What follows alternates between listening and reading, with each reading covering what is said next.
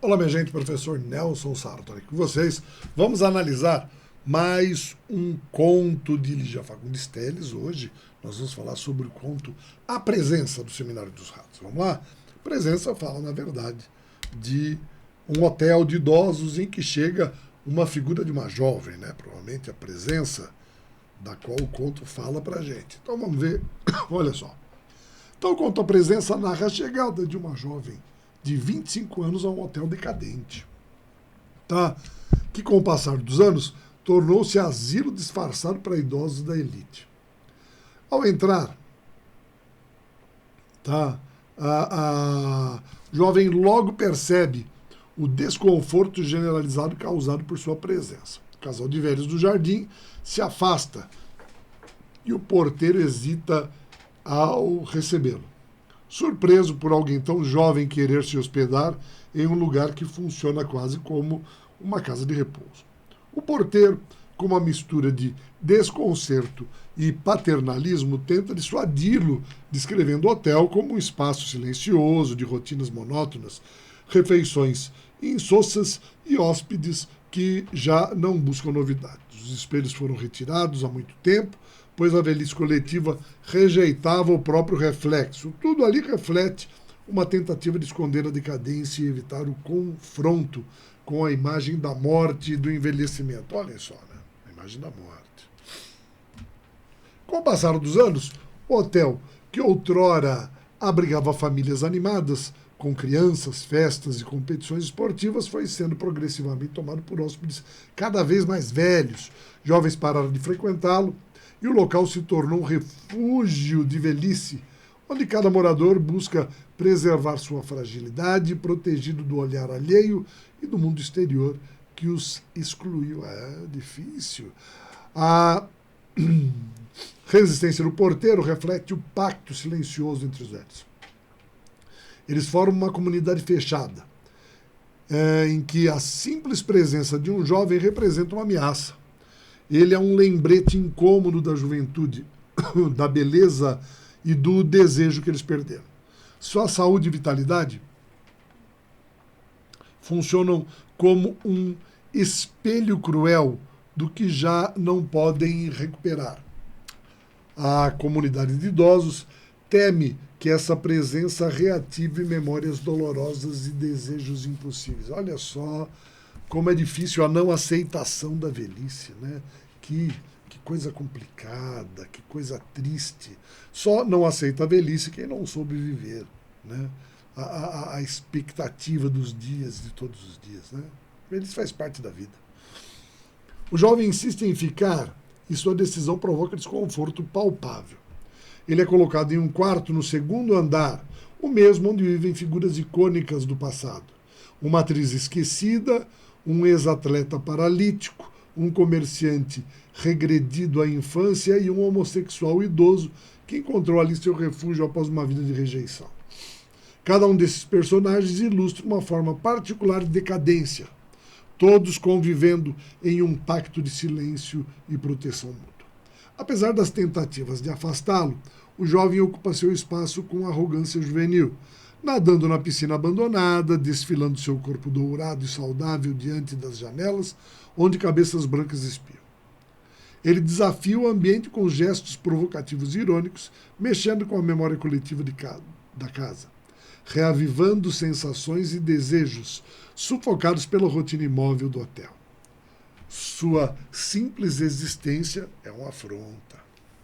Durante o jantar, ele desrespeita as regras silenciosas do lugar, exagera nos temperos, aplaude ruidosamente os músicos idosos e transforma o espaço em palco para sua vitalidade excessiva. Sua presença é um ruído dissonante em um lugar que existe justamente para evitar confrontos, rupturas e perturbações.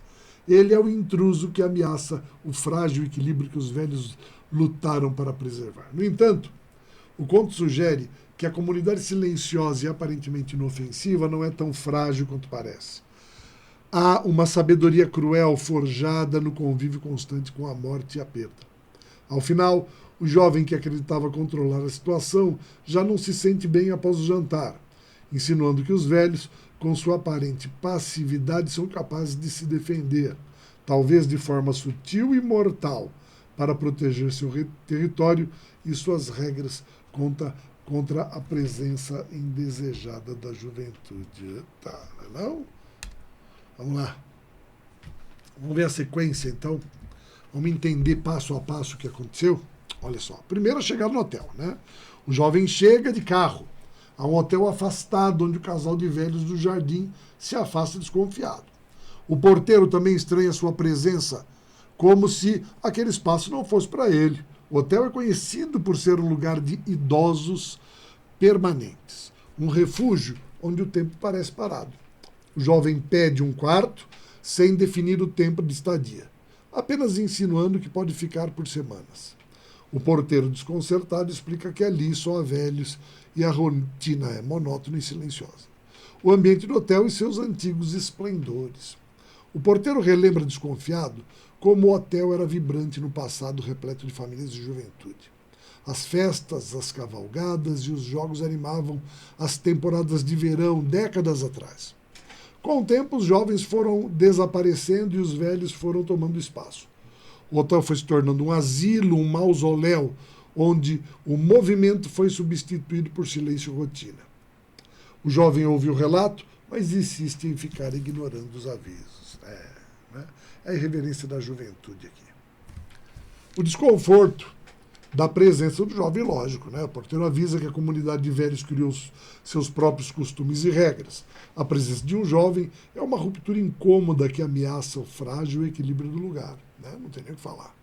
A velhice rejeitada pelo mundo exterior, ali se fechou numa bolha de sobrevivência. Os velhos criaram uma espécie de pacto silencioso, morrer em paz, sem perturbações. A presença do jovem reaviva memórias e fragilidades que todos preferem esquecer. Veja como eles se escondem, né? A fuga, né? Que coisa que crítica a essa condição, né? Da velhice ser incômoda, da velhice ser perturbadora, da velhice ser reclusa, né? E aí vem os retratos da decadência, né? O porteiro cita moradores simbólicos do hotel, cada uma ruína de glórias passadas. Uma atriz famosa, agora uma sombra de si mesma. Vive reclusa, fugindo da imprensa. Um ex-atleta olímpico esquecido passa os dias em sua cadeira de rodas isolado. Há também um comerciante esclerosado, regredindo mentalmente à infância, e um velho homossexual, que após um escândalo na juventude busca refúgio com seu gato. Né? Vejam só, então, é uma fuga realmente, né? Um ambiente, é um esconderijo de velhos. A rotina dos velhos e suas pequenas distrações, vamos lá. A vida ali é pautada por jogos silenciosos, músicas antiquadas e hábitos repetidos. A biblioteca só tem volumes desgastados como Os Três Mosqueteiros e O Conde de Monte Cristo, que eu amo, né? Há uma tênue cinza sobre tudo, apagando paixões, desejos e lembranças. A chegada do jovem, com sua vitalidade, é uma violência simbólica contra essa rotina. Ele representa o passado que foi perdido e o futuro que não pertence mais a eles. Olha só, né? O que deveria ser alegria revitalizadora, né? Ou seja, o aplauso a uma juventude que já foi vivida, não, é uma fuga. O jovem como ameaça, né? Se torna uma ameaça porque eles entendem que o seu medo é uma ameaça. Tá? O porteiro insiste que a simples presença do jovem será insuportável para os hóspedes. Ele é a lembrança viva de tudo que eles não são mais: beleza, força e desejo. Sua juventude traz de volta memórias dolorosas de corpos frágeis e decadentes. A comunidade, por mais inofensiva que pareça, sabe se defender de invasores. O ódio dissimulado dos velhos pode se voltar contra ele de forma sutil ou fatal. Vejam, né, que existem ameaças e eles lidam com essas ameaças de maneira feroz. O jovem ignora os avisos. Rindo, o jovem acende um cigarro e ignora os alertas sombrios do porteiro. Ele se interessa pela piscina e pelos fantasmas que acredita habitar o hotel. Pede um quarto no segundo andar, perto da piscina, encantado com o clima decadente. O porteiro, resignado, o registra e chama um velho empregado para acomodá-lo. Apesar de tudo, o jovem parece determinado a ficar como se provocasse o destino. A instalação no quarto. Bom, no quarto, o jovem sente o cheiro de lavanda nos móveis antigos e gosta da atmosfera. Pergunta ao empregado se há fantasmas e ri da resposta. Os fantasmas somos nós. Ele abre uma mala, tira uma garrafa de uísque e liga o rádio, quebrando o silêncio. Observa a piscina de cima, com folhas boiando na água estagnada. Tudo parece um cenário perfeito para um jogo de provocações entre ele e os velhos, né? A irreverência dos jovens. O primeiro mergulho. O jovem salta na piscina indiferente ao abandono do local e à presença dos velhos. Nada de costas, sentindo-se o centro das atenções, enquanto olhos o observam da janela. Na frente de uma janela, uma cabeça branca surge, seguida de outra mais escondida. Um fiapo de discussão se ouve antes da janela se fechar bruscamente. O jovem indiferente se deita à beira da piscina, relaxando em pura provocação. A provocação continua. Deitado no banco de pedra, ele acaricia o próprio peito, celebrando seu corpo jovem. Bebe seu uísque, com gestos calculados, como um ator diante de uma plateia invisível. Cada movimento é uma afronta ao ambiente apático e enrijecido do hotel. Aos olhos dos velhos, sua simples presença é uma profanação da paz conquistada.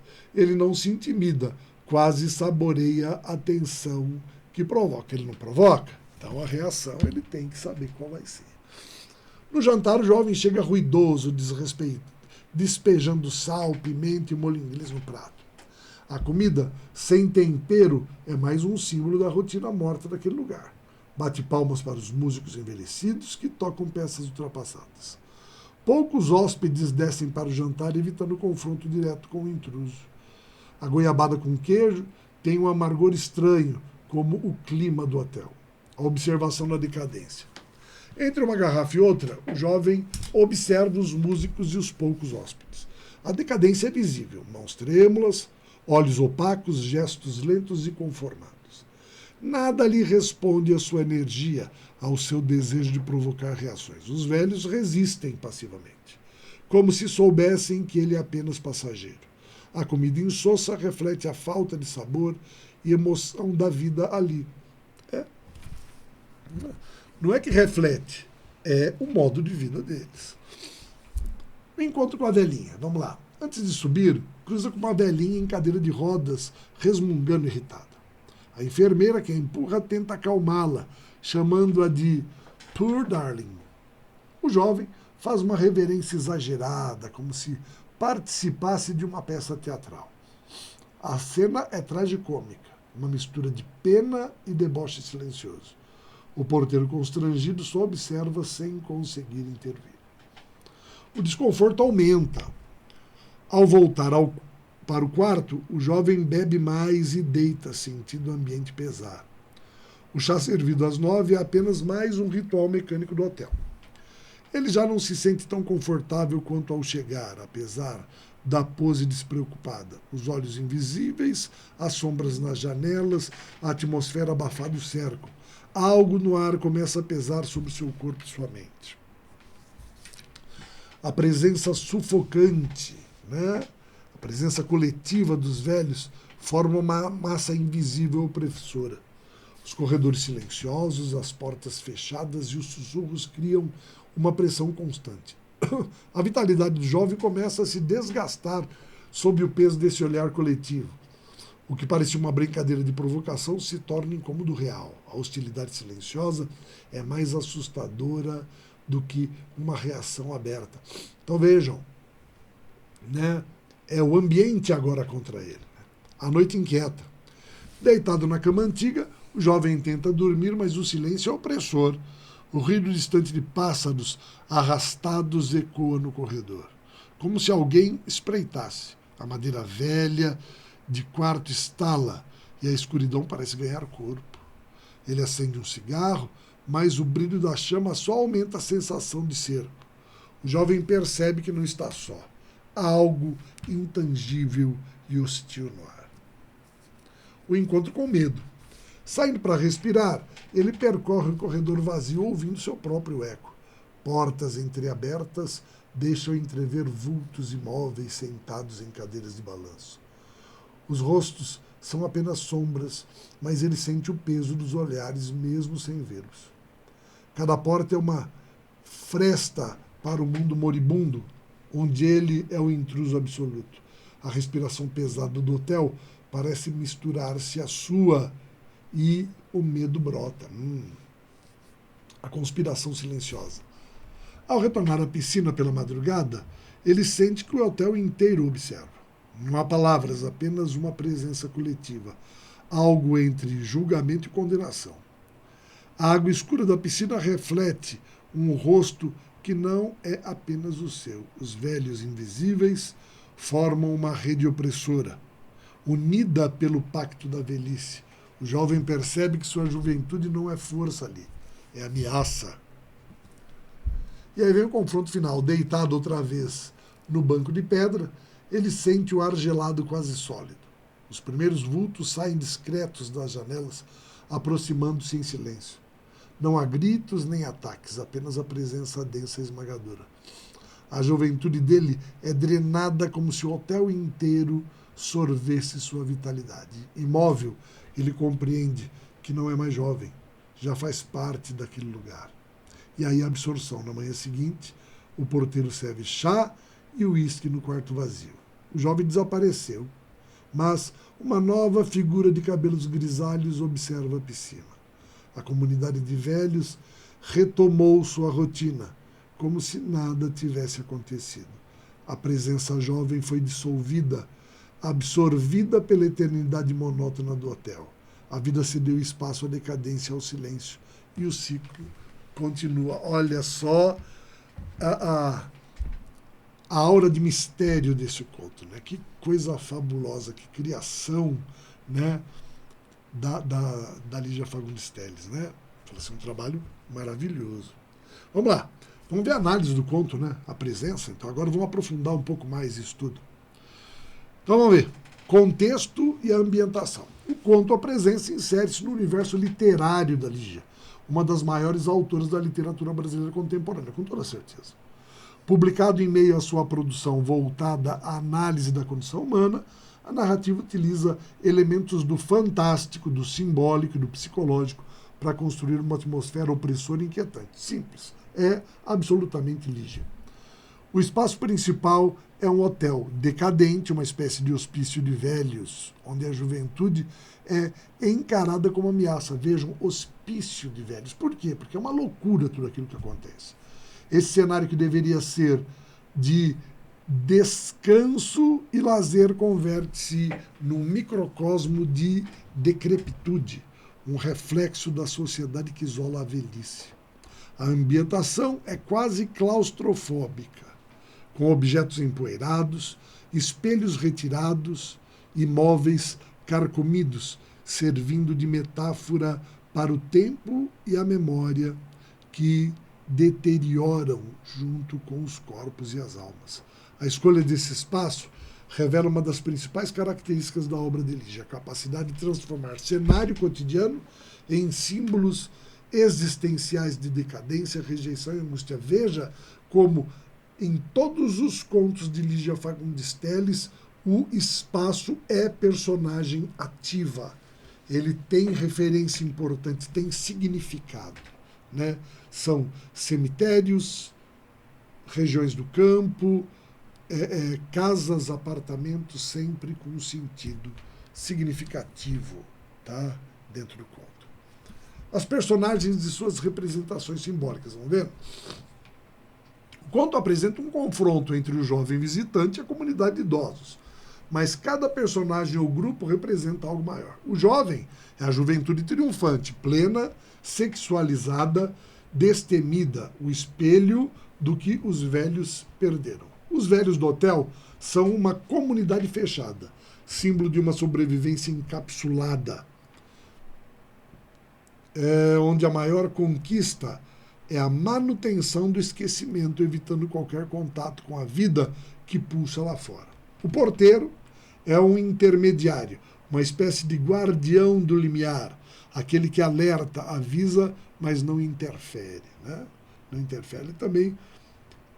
Se você levar em consideração que a entrada representa, como a do jovem, a sua decadência, né, ele se torna o barqueiro. Não? Ele se torna o barqueiro Aqueronte, né, que transporta as almas da vida para a morte. Os idosos residentes, com suas histórias individuais, a atriz esquecida, o atleta inválido, o comerciante, que regride à infância, são exemplos do ciclo de anulação da identidade, mostrando como a velhice é encarada como perda total da individualidade. A comunidade idosa unida pela rejeição no mundo exterior representa o medo da morte e a luta para manter o status quo quanto a qualquer custo, não é assim? Só lembrando, antes de fechar a questão das personagens, né? Fala assim, a figura do homossexual velho, né? Que encontra ali uma fuga e, ao mesmo tempo, um pacto velado de silêncio, sem julgamentos, como se ele buscasse se camuflar, né? De uma vida de humilhações, como foi dito. Né? Então, é uma realidade dura, tá? E representada ali na figura dele. O tempo e memória. O tempo é um elemento fundamental no conto, não apenas como passagem cronológica, mas como agente corrosivo. Tá? O hotel, que outrora foi espaço vibrante e jovem, é agora um mausoléu onde o passado foi apagado e o futuro é apenas uma lenta espera pela morte. Veja como os móveis carcomidos, a madeira que geme, são representações materiais desse envelhecimento. Tá? Os velhos, ao removerem os espelhos, evitam confrontar-se com suas próprias imagens envelhecidas. Então vejam ali a dificuldade de encarar a velhice. Né? É esse um dos temas importantes, essa tristeza diante da velhice, como se tudo estivesse perdido, olha só. Né? Fala assim, é uma visão distorcida e deturpada. O jovem é a presença insuportável do tempo perdido, da beleza que os espelhos refletem, mas que já não pertence a eles. A memória coletiva é distorcida e abafada por uma tentativa de preservar a ilusão de segurança. Cada hóspede é um símbolo de uma fase da degradação humana, da antiga glória à regressão infantil, como o comerciante esclerosado, numa circularidade aterrorizante. Vejam, voltar à infância é a fuga dele. Né? Cada um foge de um jeito. A juventude como ameaça. A presença do jovem no hotel provoca uma reação de repulsa imediata. Ele é a antítese da comunidade. Encarna o corpo saudável, o desejo sexual, a vitalidade e a audácia. Sua simples presença revoluciona a memória coletiva, pois lembra aos velhos tudo o que foi perdido. Beleza, amor, aventura, liberdade, poder sobre o próprio corpo. Ele não precisa dizer nada. Seu corpo jovem, seus gestos, seu riso são afrontas ao pacto silencioso da decrepitude coletiva. Não é não? Ele é a própria antítese, como foi dito, de tudo aquilo que representa o hotel. A juventude é vista como um corpo estranho, um elemento infeccioso que pode desestabilizar a ordem frágil construída pelos velhos para sobreviver à exclusão do mundo exterior. Tá? Veja só que interessante. Né? Quando se entende que ele é um elemento infeccioso. Não? É a inversão de valores. A saúde do jovem infecciona a decrepitude da velhice. Não? Ao invés de ser uma vacina, ele é um vírus. Não é interessante? Bom, isso na visão deles. O jovem é, portanto, um invasor, mas também uma lembrança dolorosa do que foi perdido e nunca mais voltará. O hotel como metáfora. Hotel é a morada, e para eles ali é a morada final, né? O hotel, muito mais do que o espaço físico, é uma metáfora do limbo social onde os velhos foram confinados, para esperar a morte. Ele representa a institucionalização do esquecimento, onde o mundo externo, em que o mundo externo foi abolido e substituído por uma rotina monocórdia e infantilizada, tá? Ou seja, de um coração único, de uma única visão, né? E praticamente infantilizada também, né? Por quê? Porque teme a velhice. Quem teme a velhice é o jovem, ali é o contrário. É o velho temendo a juventude. As práticas do dia a dia.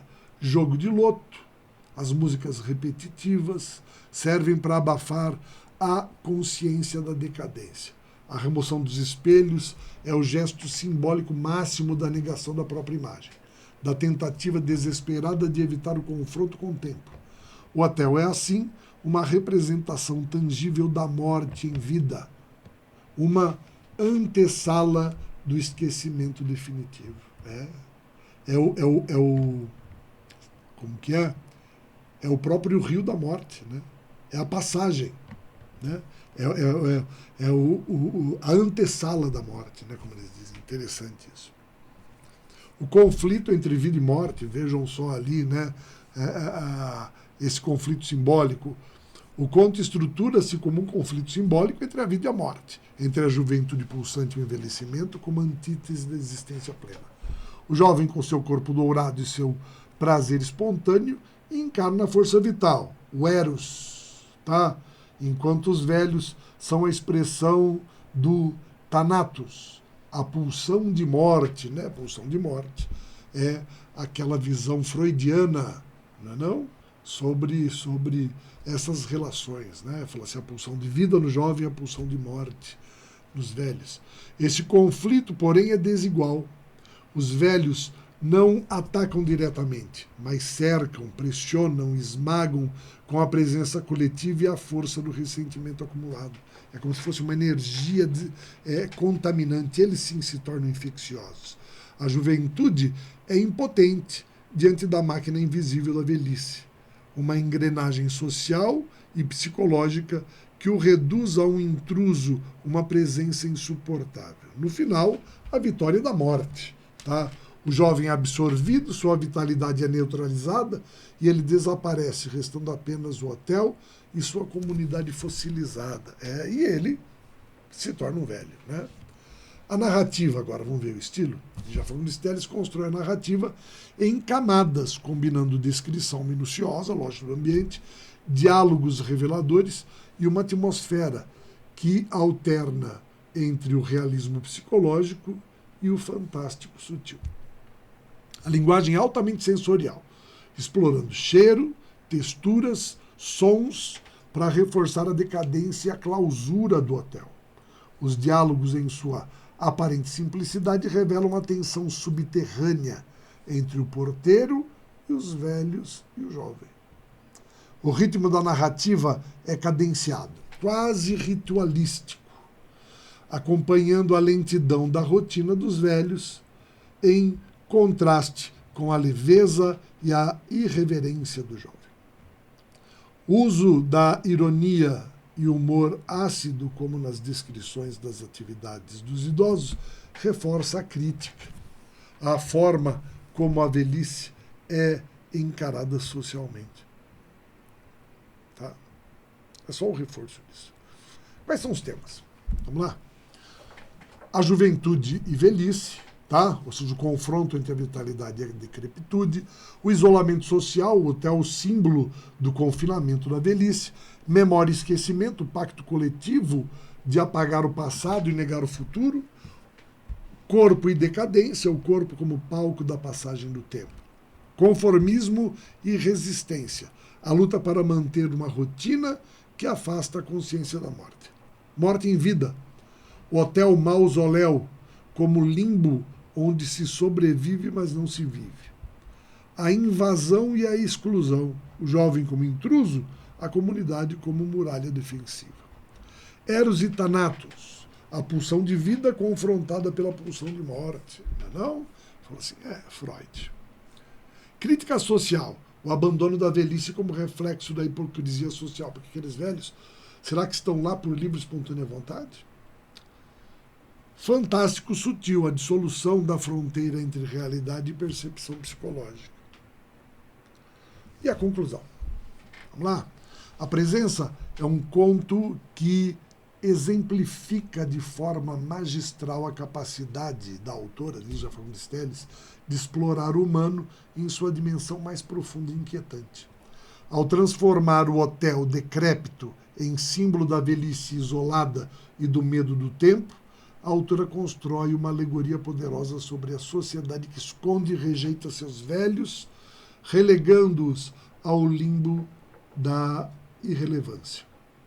O jovem visitante, com seu corpo pleno e sua pulsão de vida, atua como catalisador de tensões latentes, expondo o pacto de negação e conformismo que sustenta a rotina opressiva da comunidade. Eles vivem em negação.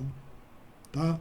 Entre o medo da morte e a recusa da juventude, o conto revela o impasse existencial de uma velhice que, ao tentar apagar o reflexo no espelho, também apaga a si mesma. Com linguagem sutil, atmosfera carregada de simbolismo rico, Lígia constrói uma narrativa de forte impacto psicológico e social, que convida o leitor a refletir sobre tempo, memória, exclusão e a inevitável finitude. Ele é um conto que trabalha muito essa consciência da velhice, né? Como é que nós encaramos a velhice? Como é que nós nos preparamos para ela? Tá? Nós vamos fugir dela, né?